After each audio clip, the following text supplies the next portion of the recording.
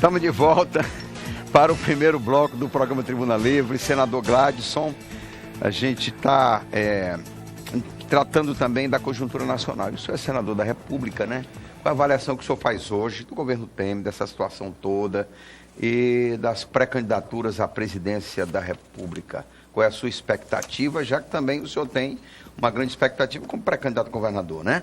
Como é que vai estar o PP nesse jogo? Primeiramente, uma instabilidade muito grande.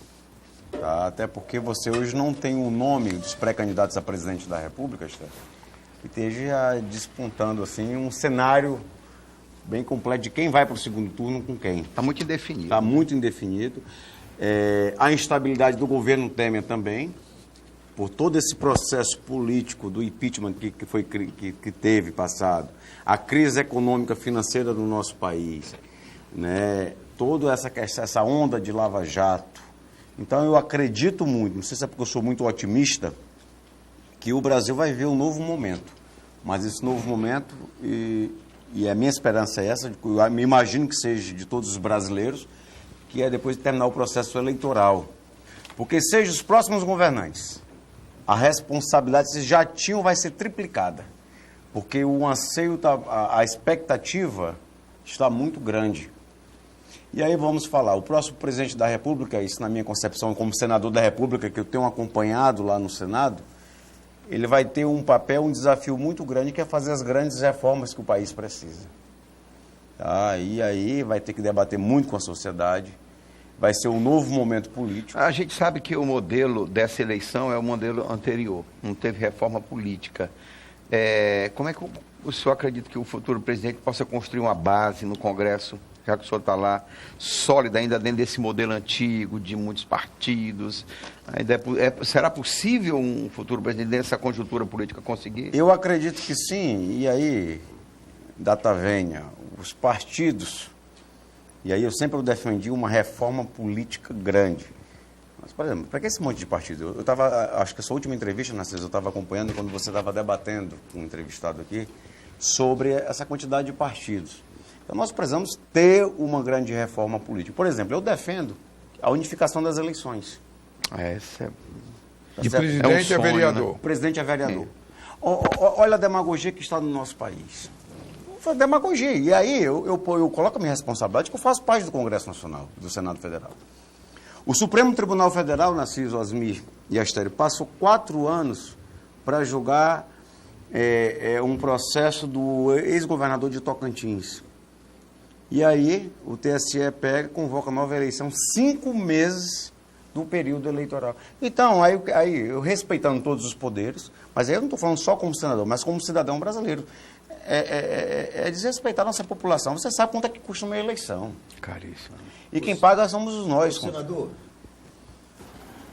a revista Veja dessa semana, e eu aconselho a todos tomarem conhecimento de quase 20 páginas da revista, foi mostrando que o Supremo Tribunal Federal transformou-se no epicentro do poder da nossa República.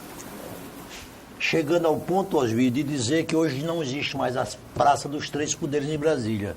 Existe a praça de um único poder, que é do Supremo Tribunal Federal. E a minha pergunta vai mais profundo.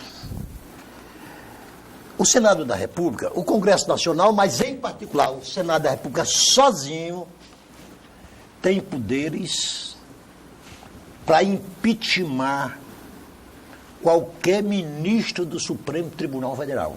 41 senadores impeachment um senador. A presidente do tribunal, se quiser, né? A minha pergunta, não é uma covardia do Senado deixar que esse Supremo, com 11 elementos, 2 deles pavões, porque não me venha dizer que o comportamento do ministro Barroso e do ministro Fux são comportamento de magistrado, que não são. A opinião é minha, não precisa compartilhar. Por que é que o Senado ainda não se encorajou, até porque motivos existem, para impeachment 1 ou 2 desses ministros e retomar o poder que a Constituição lhes dá?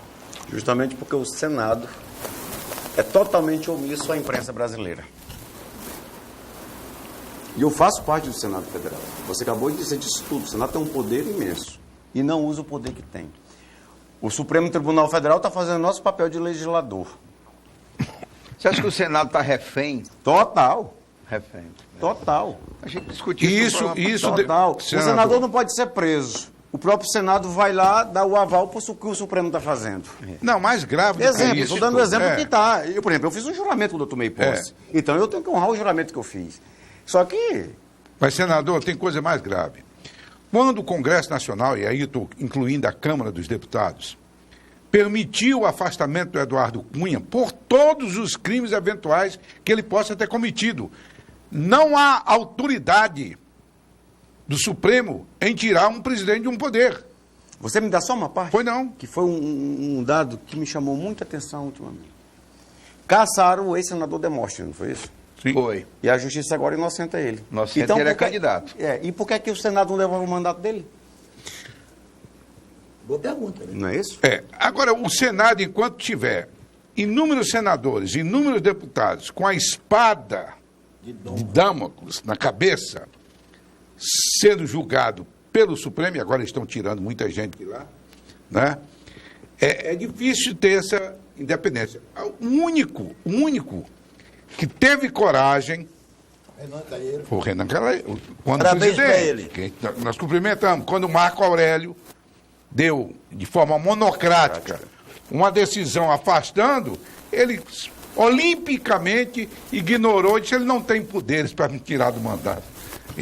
Agora, grave, impedir que um congressista frequente a sua casa, isso é impossível de se imaginar, de acordo com a nossa legislação. A pena imposta ao senador Aécio Neves, né? Aécio Neves. Como é que o Senado tolera isso?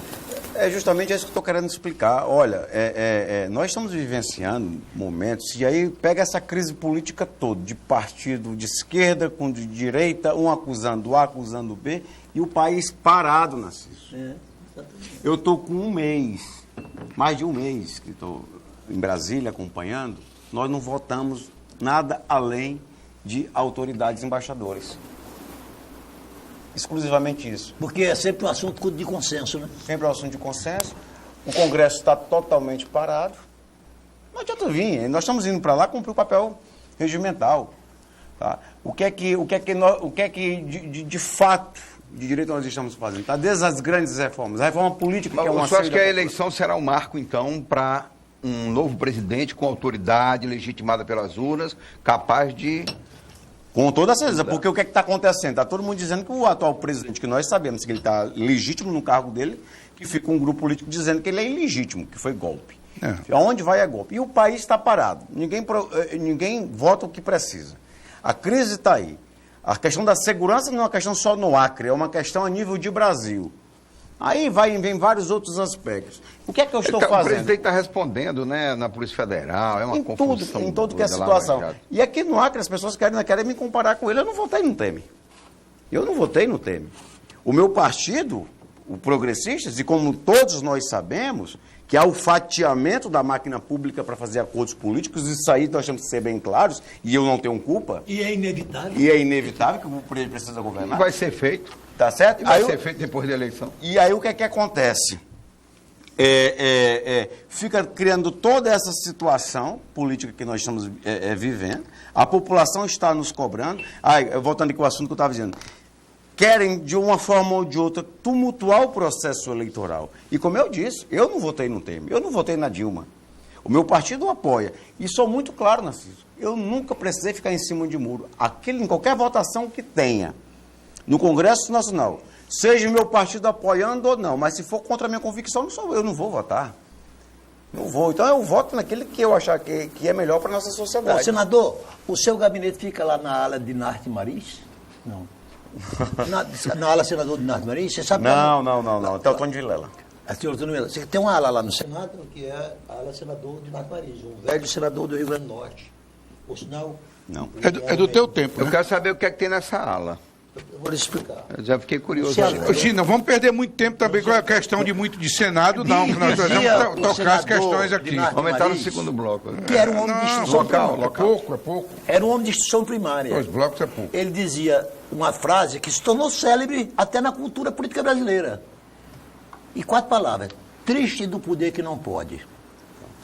Quer dizer, então eu acho que nós estamos vivendo hoje um momento em que o poder legislativo, que é quando Montesquieu fez a tripartição de poder, ele dividiu em legislativo, executivo e judiciário. Propositadamente nessa ordem, porque o poder que mais pode é o legislativo. O legislativo que tem mais poder. Tá certo? Só que aí você usa essa frase, tem poder e não pode. Então, o Senado tem um poder extraordinário e não está usando. Pronto, simplesmente isso. Osmir, você quer introduzir um assunto aí? Não, diferente? acho que nós temos que entrar, porque a gente pensa que o tempo é muito, não é não?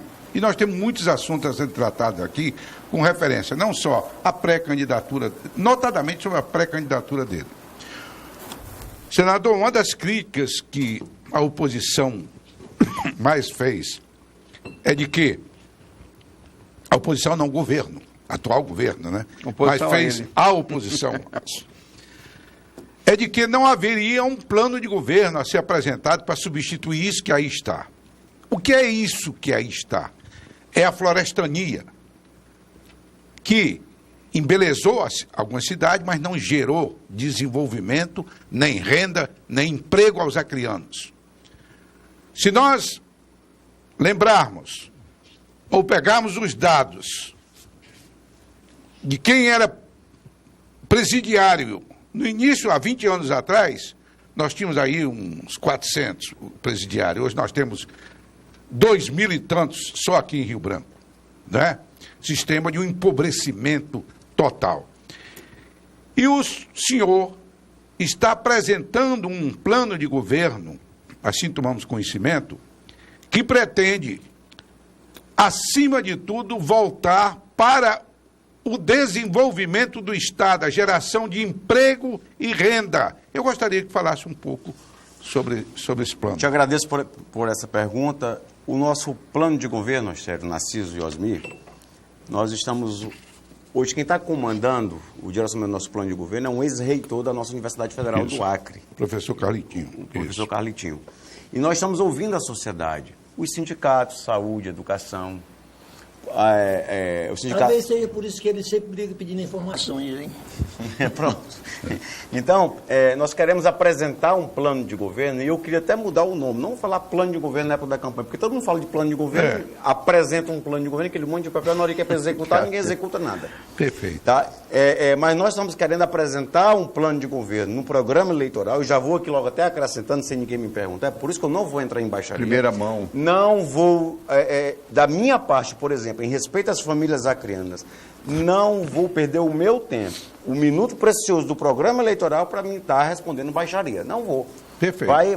Vai caber o nosso jurídico. Mas aonde eu quero chegar? Eu quero aproveitar o segundo que eu tiver de direito na campanha eleitoral, mostrar para a sociedade acriana aquilo que a gente pode executar em 4 anos. Então, eu não vou apresentar à sociedade acriana jamais dizer que nós vamos transformar o Acre numa Suíça. Pelo contrário, nós vamos apresentar, mostrar aquilo que realmente nós seremos capazes de fazer. Algo bem realista. Bem realista. Porque, primeiro, dizem que a gente não tem um plano de governo, que para governar o Acre precisa de experiência. A experiência que eles têm, eu não quero. Está aí 20 anos aí governando o estado do Acre, no lugar de o estado de progredir, dar um retrocesso. Vamos abrir o estado para o agronegócio, Osmir. Ótimo. Abrir, Narciso, porque ninguém, a não ser que me convença, que eu acho muito difícil me convencer, essa política de florestania que criaram, e eu não vou ficar olhando para o retrovisor, porque a partir do momento que o próximo governador sentar na cadeira, ele vai ter que resolver os problemas do Estado, tentar resolver. Tá certo? Nós vamos ter que abrir o Estado para o agronegócio, para o fortalecimento. Foi que nós já conseguimos, o que foi que através do nosso trabalho em Brasília, nós já conseguimos, e está faltando detalhes mínimos, a exportação da carne bovina para o Peru, suína, a de aves, Peru e Bolívia. Então, já estão todos os processos que estão em parte de finalização, através do ministro Blário Maggi. Tá? Se você olhar para a parte da construção civil, que eu sou engenheiro civil, 90% das empresas de construção civil do nosso Estado está quebrada. E cadê o dinheiro do Estado? Eu lembro-me, no governo Orley Messias Cameli, meu saudoso tio, o último ano do orçamento dele foi 350 milhões de reais. Às vezes eu fiz uma conta. Você imagina que não tivesse criado todas aquelas reformas que o Fernando Henrique fez, de responsabilidade fiscal, várias reformas. Isso foi 360 milhões, pegando 1998, transformando em 2018, só mudando o ano, e mantendo todas as regras que tinham naquela época, o orçamento do Estado hoje era 1 bilhão e quase 800 milhões atualizados, mantendo todas aquelas regras de 1998, naquela época. Hoje o orçamento do Estado é quase 7 bi. E para onde você olha financiamento, para onde você olha recursos federais e é empréstimo bancário. Cadê o dinheiro do Estado? Cadê o dinheiro do Estado? Cadê a nossa segurança que precisa de um apoio? Cadê a educação? Aí eu uso uma palavra que eu digo muito. É como eu disse, eu não vou ficar no retrovisor. Mas falta gestão e impulso. E deixar mais um detalhe também. A gente vai para o intervalo. Aí mas eu queria só deixar só um detalhezinho. Não, conclua e a gente vai para o intervalo e me volta a perguntar. Perfeito. E tem um detalhe que é um costume de quando passa governo, que o outro assume, achar que não tem um compromisso com as contas que o passado está deixando. Pelo contrário. O próximo governador, quando sentar na cadeira de governador, ele é o novo Estado, mandatário do Estado. Então, as responsabilidades de boas e de ruins é dele.